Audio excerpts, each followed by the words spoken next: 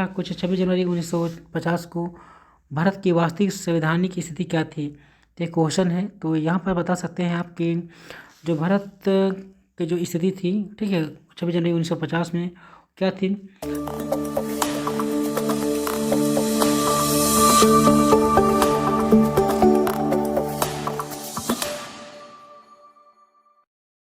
Hi guys, तो अभी आप यहाँ पास दिख पा रहे होंगे जो ये फ़ोटो है, ठीक है, ये है फ़ोटो डॉक्टर वर्गीस कुरियन जी का, जिसे मिल्क मैन ऑफ इंडिया कहा जाता है। ठीक है, जिस तरह से MS स्वामीनाथन है जिसको हरित क्रांति का जनक कहा जाता है, ठीक है, उसी प्रकार के एक मिल्क मैन ऑफ इंडिया है जिसके डॉक्टर वर्गीस कुरियन के नाम से जाना जाता है। एक फेमस इंडियन सोशलिस्ट इंडस्ट्रियलिस्ट हैं, और ठीक है, और ये father of the white revolution के जनक हैं, और दुनिया भर में इसे ब्रिलियंट लीडर ऑफ आइडिया के लिए जाना जाता है। ठीक है, विश्व का सबसे बड़ा जो सेक्टर है कृषि सेक्टर है, और उस क्षेत्र में इनका भी नाम फेमस है।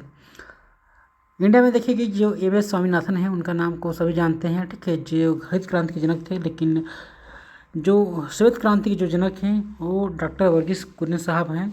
तो हमारे लिए एक गर्व की बात है कि ये दोनों इंडियंस हैं, ठीक है, और जब हमारा भारत जब भी परेशानी फंसा है, चाहे इकोनॉमिक आर्थिक रूप से हो या फिर जैसे भी हो, ठीक है, तो उस दौर में जिस दौर में इन्होंने वाइट रिवॉल्यूशन लगाया, जिस दौर में हम लोग को हरित क्रांति मिला, ठीक है, उस दौर में इन्होंने काफ़ी ज़्यादा मेहनत की, और जिसका परिणाम है कि आज हम एक स्वस्थ जीवन में है, और हमारे पास जो इकोनॉमी स्ट्रक्चर है जैसे विलेज लेवल में है, वो बहुत सारे लोगों का जो विकास है जुड़ा हुआ है, क्योंकि उसका जो लाइफ साइकिल है आज एक श्वेत क्रांति की वजह से है।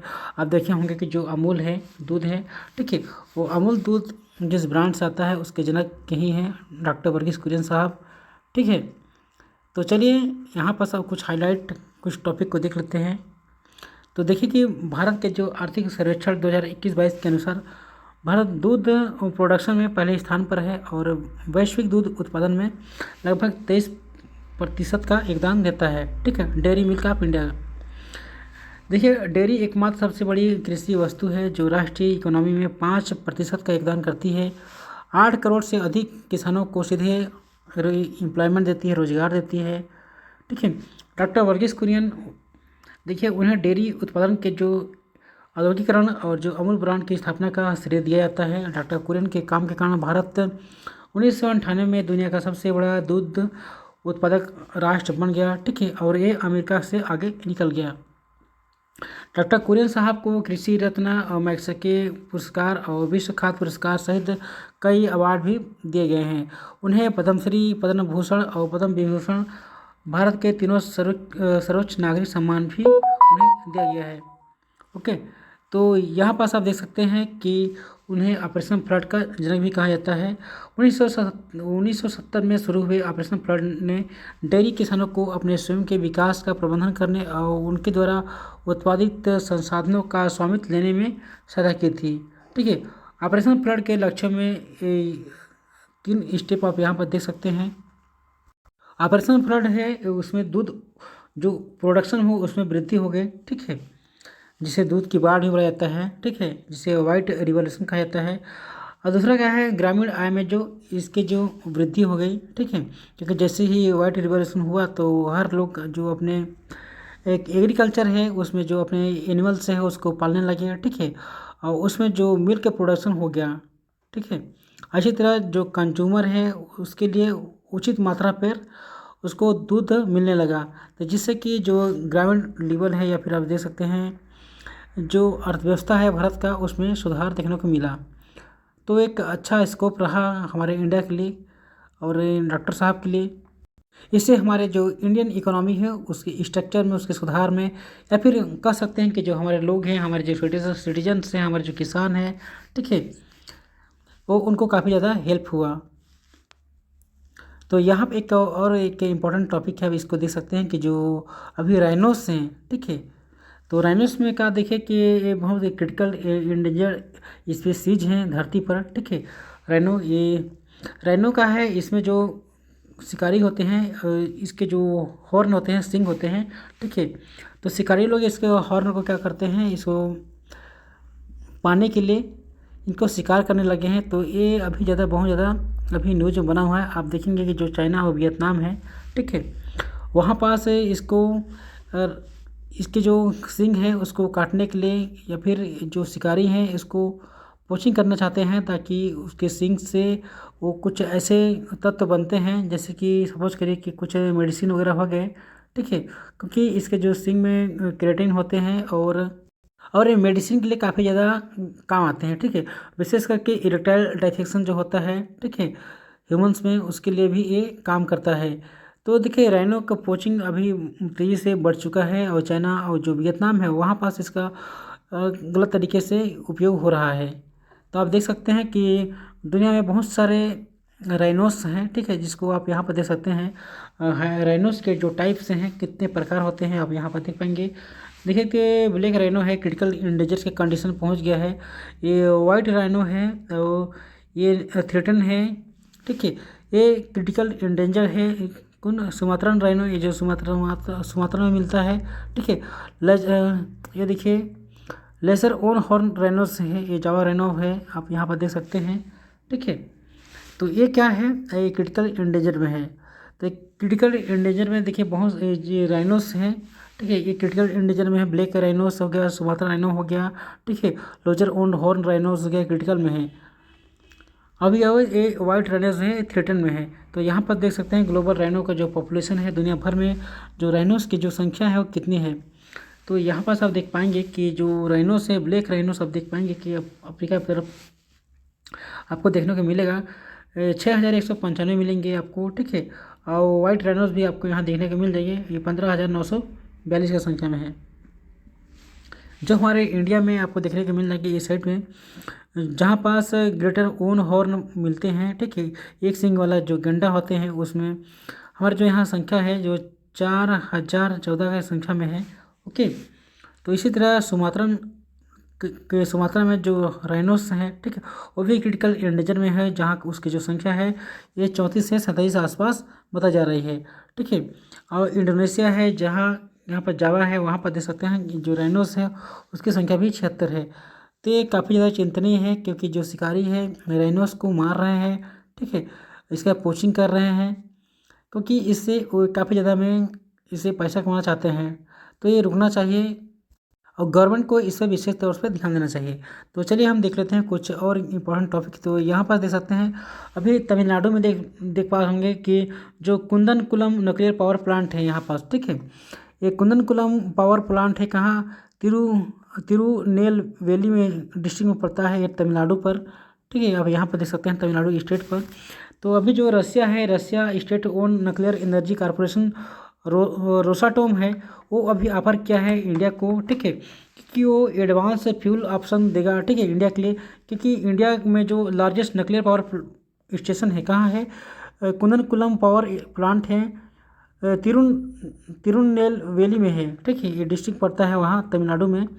वहाँ पास जो ये पावर प्लांट है उसको दिया जाएगा, क्या दिया जाएगा, फ्यूल दिया जाएगा, ताकि इस पावर प्लांट को अच्छे से फ्रेश फ्यूल मिल सके, ओके। क्योंकि इससे जो इसके रिएक्टर हैं वो काफ़ी फिर इफेक्टिव तरह से काम करने लगेंगे। कुदनकुलम के जो रिएक्टर हैं, ठीक है, वो क्या करते हैं, ये 2 साल तक अगर इसे फ्रेश फ्यूल मिल जाता है, ठीक है, तो ये 2 साल तक कंटिन्यू चल सकते हैं। अब अभी वर्तमान में देख सकते हैं कि इसको 2 VVER जो 100 मेगावाट के जो रिएक्टर है उसको जनरेट करेगा इस पावर प्लांट पर। तो यहाँ पर जान सकते हैं कि जो 18 मंथ के जो फ्यूल साइकिल है वो अभी दिया जा रहा है, और रसिया इसमें हेल्प करने वाला है इंडिया को। इस पावर प्लांट में फ्रेश फ्यूल लोडिंग हर वर्ष देखेंगे मिलेगा आपको 1.5 साल में। तो इसमें चेंजेस होते रहते हैं। देखिए फ्रेश फ्यूल होने से क्या होता है कि जो इसके जो एफिशिएंसी है उसको बढ़ा देता है, और जो इसके एडिशनल पावर है या फिर जनरेशन है उसको इंक्रीज कर देता है, और जो इसको सीजेबल जो सेविंग्स हैं, ठीक है, उसको भी ये बढ़ाते रहता है। तो कुंदनकुलम जो न्यूक्लियर पावर प्लांट है उसको फ्रेश फ्यूल मिलने वाला है, ठीक है, रसिया की ओर से। तो आप यहाँ पर देख सकते हैं ये करंट टॉपिक है। अभी यहाँ मलेशिया में देखने को मिलेंगे कि नए प्राइम मिनिस्टर, ठीक है, अपॉइंट में है। इस प्राइम मिनिस्टर का नाम क्या है, ये सेकुलर लीडर है अनवर इब्राहिम, ठीक है, इसको अपॉइंट किया है किंग सुल्तान अब्दुल्ला ने, ठीक है। तो अभी रिसेंटली आप देख सकते हैं कि मलेशिया में जो फाइनेंशियल करप्शन हुआ है, जिससे कि अभी यहाँ पास से बहुत ज़्यादा मलेशिया न्यूज़ में आ गया था। तो यहाँ पास आप देख सकते हैं कि मलेशिया में देखिए कि बहुत सारे जो मल्टी एथनिक ग्रुप है, मल्टी रिलीजन्स हैं, ठीक है। और इस कंट्री में बहुत सारे जो एथनिक समुदाय के लोग रहते हैं और मलय मुस्लिम लोग भी यहाँ रहते हैं। तो यहाँ पास बहुत सारे देखे लोग, चाइनीज़ लोग भी रहते हैं, इंडियन ओरिजिन के लोग भी रहते हैं, ठीक है। और इंडिजिनस जो समुदाय है वो तो रहते हैं। तो यहाँ पर देख सकते हैं कि मलेशिया अभी न्यूज़ में है और इसको जो प्राइम मिनिस्टर मिलने वाला है, तो देखिए मलेशिया में अभी क्या हालत बन रहे हैं वहाँ पास। तो मलेशिया के जो प्राइम मिनिस्टर अभी बने हैं, ठीक है, अनवर इब्राहिम। तो आप देख सकते हैं यहाँ मैप में, तो इसको मैं दिखा देता हूँ। ये आपका मलेशिया, इंडोनेशिया के बगल में आपको देखने को मिल जाएगा मलेशिया, ठीक है। इसी कंटेक्स्ट में आप देख पाएंगे कि जो पाकिस्तान है, पाकिस्तान ने अभी एक नया आर्मी चीफ अपना बनाया है, ठीक है। इस आर्मी चीफ का नाम क्या है? लेफ्टिनेंट जनरल सैयद असीम मुनीर शाह है, ठीक है। ये new chief of Pakistan army है।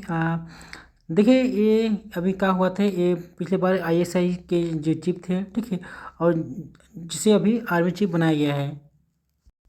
अभी देखिए कि हुआ क्या है कि पाकिस्तान जो है, पाकिस्तान के जो आर्मी चीफ थे, ठीक है, वो बाजवा जी, तो वहाँ पास ये हुआ, उनका जो टर्म है ख़त्म होने वाला है। तो इसी तरह आप देख पाएंगे कि जो ISI के जो चीफ थे पहले, कौन, पुलवामा अटैक के समय जब पुलवामा में बम बॉम्बिंग हुआ था, ठीक है, वहाँ पर विस्फोट हुआ, तो उस समय जो फरवरी 2019 था, तो उस समय इसके जो हेड थे ISI के, कौन थे? ये थे लेफ्टिनेंट जनरल सैयद असीम मुनीर शाह थे उस समय, ठीक है। तो उस समय काफ़ी हमारे भारत में परेशानी देखने को मिला था, ठीक है। उस समय जो भारत का और जो इंडिया का रिलेशन था एक अलग लेवल पर देखने को मिला था, क्योंकि उस समय जो दोनों देश के जो रिश्ते हैं उसमें बहुत ज़्यादा तकलियाँ देखने को मिली थी, ठीक है। जैसे कि आप जान सकते हैं कि जो 26 नवंबर 1949 को जो ड्राफ्टिंग था वो कंप्लीट हो चुका था भारत का संविधान। तो यहाँ पर देख सकते हैं कि जो दिसंबर 9 था 1946 में, तो फर्स्ट मीटिंग हुआ था संविधान असेंबली का, ठीक है, संविधान सभा का पहला मीटिंग हुआ था। इसके बाद आप देख सकते हैं कि जो 29 अगस्त 1947 को ड्राफ्टिंग कमेटी बनाए गए थे। इसके बाद 26 नहीं, इसके बाद देख सकते हैं कि जो 4 नवंबर 1947 को जो संविधान का जो ड्राफ्ट है उसको तैयार किया गया था, ठीक है। और इसको तैयार करने में देखिए 26 नवंबर 1949 को ये ड्राफ्टिंग कंप्लीट हो गया था। इसी तरह आप देख पाएंगे कि जो 24 जनवरी 1950 को द हैंडराइटिंग कॉन्स्टिट्यूशन साइन किए गए थे, जो संविधान में है 24 जनवरी को साइन कर लिए गए थे। देखिए संविधान को बनाने में लगभग 2 वर्ष लग गया, ठीक है, या फिर बोल सकते हैं इसको लिखने में, जिसमें 2 वर्ष 11 माह और जो 18 दिन है लगा है, ठीक है, इसके प्रिपरेशन में, फाइनल ड्राफ्ट बनाने में, ताकि ये मसौदा बन सके, ठीक है। और इसी कंटेक्स्ट में आप देखोगे कि यहाँ जो है इसमें लगभग 2000 अमेंडमेंट अभी हो चुके हैं जब इसको फिनिश किया गया तब तक, ठीक है। तो बहुत सारे इसमें गलतियाँ होती थी जब लिखते थे तब। और इसी तरह फाइनली जो 26 जनवरी 1950 को इसको संविधान में पूरी तरह लागू कर दिया गया, तब से यह संविधान का रूप ले लिया, ठीक है। इस संविधान में बहुत सारे जो सोर्सेस थे वो अलग अलग देशों से लिए गए हैं। सबसे पहले आप यहाँ देख सकते हैं कि जो USA है वहाँ से हमने क्या इंपोर्ट किया है, वहाँ से फंडामेंटल राइट लिया है, और जो जुडिशल रिव्यू उसको लिया है, जो इंडिपेंडेंस ऑफ जुडिशरी है उसको लिया है, ताकि जो जुडिशरी है इंडिपेंडेंस रहे, ठीक है। टॉप वाइस प्रेसिडेंट USA से, ठीक है। इसी तरह इम्पीचमेंट ऑफ द प्रेसिडेंट्स लिया गया है, कहाँ से? USA से, कि राष्ट्रपति को किस तरह से उसको पद से हटाया जा सकता है, ठीक है। Removal of the supreme court and जजेस को कैसे हटाया जा सकता है, वो कहाँ से अंगीकार किया गया है? आपका USA से, ठीक है। इसी तरह देखिए गवर्नमेंट ऑफ जो इंडिया एक्ट था 1935 का, तो उसमें से कौन कौन सा आप यहाँ पास ले सकते हैं। उसमें इसमें डिसाइड किया गया कि हम वहाँ से बहुत सारे चीज़ को हम अपने, जिसमें PSCS से है, फेडरल स्कीम से है, ठीक है, एडमिनिस्ट्रेशन डिटेल से है, जुडिशरी है, इमरजेंसी प्रोविज़न है, और ऑफिस ऑफ गवर्नर है। ये सब इसमें गवर्नमेंट ऑफ इंडिया एक्ट के थ्रू जो भी था उसको हम इसमें अपने जो संविधान है उसमें इंसर्ट कर लिए, ओके। और इसी तरह फ्रेंच से देख सकते हैं कि इसमें जो रिपब्लिक है वो इंसर्ट किया गया, ठीक है। आइडिया ऑफ लिबर्टी इक्वालिटी जो फ्रेटर्निटी है उसको फ्रेंच से हम लोग इसको इंपोर्ट किए हैं। ओके, तो इसी तरह आप ब्रिटिश से देखिए का लिए हैं, जो ब्रिटेन से, ठीक है, ब्रिटिश संविधान से क्या बोल सकते हैं हम लोग का उसमें से लिए हैं। जैसे पार्लियामेंट्री गवर्नमेंट लिए हैं, ठीक है, रूल्स ऑफ लॉ लिए हैं, लेजिस्लेटिव प्रोसीड्यूर लिए हैं, सिंगल सिंगल सिटीजन्स लिए हैं, ठीक है। तो इस तरह देखिए आप सकते हैं बहुत सारे जो कि जैसे कैबिनेट सिस्टम हो गया, बाई कैमरल हो गया, ठीक है, पार्लियामेंट्री प्रिविलेजेस हो गया, ये सब हम लोग इंपोर्ट किए हैं वहाँ से। दूसरे दूसरे देशों से हम लोग इसलिए लिए हैं ताकि जो हमारा जो संविधान है उसको अच्छे से बनाया जा सके, ठीक है, वो थोड़ा सा मजबूत भी रहे, थोड़ा लचीलापन भी रहे, ठीक है। आप जान सकते हैं कि जो हमारा संविधान है एक ये मजबूत स्तंभ है हमारे देश का।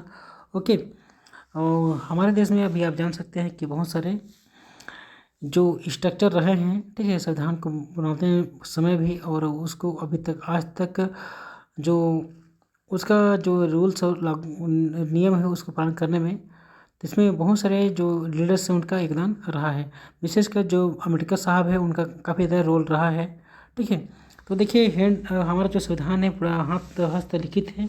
ओके, तो देखिए सबसे लंबा संविधान है भारत का संविधान दुनिया में सबसे लंबा है। मूल रूप से इसमें 395 लेख और 8 अनुसूचियाँ थीं। 1950 के बाद कुछ आर्टिकल हटा दिए गए हैं, लेकिन संशोधन के माध्यम से कई नए इसमें ऐड किए गए हैं। तो इसी तरह आप देख सकते हैं कि इसमें धर्मनिरपेक्षता की बात कही गई है। 42वें संशोधन अधिनियम ने, ठीक है, प्रस्तावना में बताया गया है कि धर्मनिरपेक्ष शब्द को संविधान में शामिल किया गया, लेकिन भारत स्वतंत्रता के बाद से ही धर्मनिरपेक्ष रहा है। भारत में कोई राज्य धर्म नहीं है, ठीक है, कोई भी व्यक्ति अपना कोई सभी धर्म अपना सकता है। देखिए हमारे जो संविधान है उसमें संसदीय स्वरूप है। भारत में सरकार का जो संसदीय स्वरूप है निचले सदन में, जैसे कि लोकसभा है, और जो ऊपरी सदन है राज्यसभा है, उसमें बहुत वाली सरकार बनती है। आप जान सकते हैं कि जो निचली सदन में लोकसभा में जिसकी अधिक सदस्य अधिक रहते हैं, ठीक है, तो उनकी गवर्नमेंट बनती है। देखिए परिषद के जो मंत्री लोकसभा के प्रति उत्तरदायी होते हैं, राष्ट्रपति कार्यकारी प्रमुख होता है, ठीक है। हमारे जो संसदीय स्वरूप है उसके स्ट्रक्चर है। तो यहाँ पर देख सकते हैं कि अभी जो इंडिया का जो संविधान है उसको किस तरह से यहाँ पास रखा गया है, ठीक है, इसको अच्छे से रखा गया है ताकि इसमें किसी तरह का कोई भी नुकसान ना हो। तो सार्वभौमिक वैश्य मताधिकार अभी मिला है। भारत के संविधान का जो अनुच्छेद 326 है उसमें सार्वभौमिक वैश्य मताधिकार प्रदान करता है। अभी मतदान की जो आयु है अब 18 वर्ष हो गई है, पहले 21 वर्ष थी, ठीक है। यह खासियत भारतीय लोकतंत्र के सबसे क्रांतिकारी पहलुओं में से एक है। इसी तरह संविधान में 368 है, आर्टिकल 368, जिसके थ्रू हम इसमें संविधान में संशोधन समय समय पर करते रहते हैं, और कुछ जो भी लगता है गवर्नमेंट को या फिर जो सरकार रहती है उसको, तो हम या फिर जो सुप्रीम कोर्ट है वो इसमें अपना जो मत है विचार वो अपना दे सकते हैं, ठीक है। तो 368 के थ्रू जो अनुच्छेद 368 है उसके थ्रू हम कोई सभी संशोधन कर सकते हैं समय के साथ, ठीक है। तो अगर आप यहाँ पर देखेंगे तो कुछ सवाल बनते हैं, आप यहाँ पर देख सकते हैं कि कुछ सवाल आया हुआ था बहुत सारे कुछ एग्जाम में, तो यहाँ पर सब इसमें हाईलाइटेड किए गए हैं। तो ये रहा कुछ 26 जनवरी 1950 को भारत की वास्तविक संवैधानिक स्थिति क्या थी, तो एक क्वेश्चन है। तो यहाँ पर बता सकते हैं आप कि जो भारत की जो स्थिति थी, ठीक है, 26 जनवरी 1950 में क्या थी। एक लोकतांत्रिक गणराज्य थी, एक संप्रभु लोकतांत्रिक गणराज्य थी, ठीक है, संप्रभु धर्मनिरपेक्ष लोकतांत्रिक गणराज्य था, ठीक है, एक संप्रभु समाजवादी धर्मनिरपेक्ष लोकतांत्रिक गणराज्य था। तो इसमें से बताइए कौन सा सही है। तो इसमें से देखिए इसमें सही क्या हो सकता है। तो 26 जनवरी 1950 को, क्योंकि भारत का जो संविधान है वो उसको लागू कर दिया गया था, तो एक संप्रभु लोकतांत्रिक गणराज्य बन गया था, ठीक है। तो इसका ऑप्शन जो होगा ये बी होगा। ओके, तो चलिए इसी तरह एक और क्वेश्चन है, संवैधानिक सरकार का मतलब क्या है, ठीक है, यूपीएससी 2021 में आया था इसका क्वेश्चन। तो इसमें बताया गया है कि जो संवैधानिक सरकार है उसका मतलब क्या है। तो इसमें देख सकते हैं कि जो इसका मतलब ये है कि संघीय ढांचे के साथ एक राष्ट्र का एक प्रतिनिधि सरकार होगा, ठीक है, ये गलत है। तो एक सरकार जिसका मुख्य नाम मात्र शक्तियों का आनंद लेता है, ये भी गलत है। एक सरकार जिसका प्रमुख वास्तविक शक्ति का आनंद लेता है, ये भी गलत है। ठीक है, तो एक है संविधान की शर्तों द्वारा सीमित सरकार। तो यहाँ पास आप देख सकते हैं कि इसमें बताया गया है कि संवैधानिक सरकार का मतलब क्या है। संवैधानिक सरकार ऐसे सरकार जो या फिर बोल सकते हैं ऐसे गवर्नमेंट होते हैं जो संविधान की शर्तों को उनके कंडीशन के द्वारा काम करती है। ठीक है, तो संविधान की शर्तों द्वारा जो सीमित सरकार होती है वही संवैधानिक सरकार का मतलब होती है। ओके, तो ये रहा कुछ क्वेश्चन। ओके, तो इसी तरह आप जान सकते हैं कि जो मुंबई का अटैक हुआ था 2008 में हुआ था। ठीक है, 26 नवंबर को हो गया था। ठीक है, ये बड़ा ख़राब उस समय इंसिडेंट्स हुआ था, आप जान सकते हैं, क्योंकि मुंबई अटैक हुआ था जब बहुत सारे जो लोग हैं, ठीक है, वो हताहत हो गए थे। बहुत सारे जो लोग हैं भारतीय लोग थे, ठीक है, ताज होटल में रुके थे। ताज होटल को पूरी तरह से गोलीबारी से कर दिया गया था। तो आप जान सकते हैं कि जब उस समय घटना हुआ था तो देश भर में एक पूरा डरावना सा माहौल था, क्योंकि उस समय बहुत सारे हमले हो रहे थे। ठीक है, आतंकवादी लोग पूरा देश को एक तरह से बर्बाद करना चाहते थे।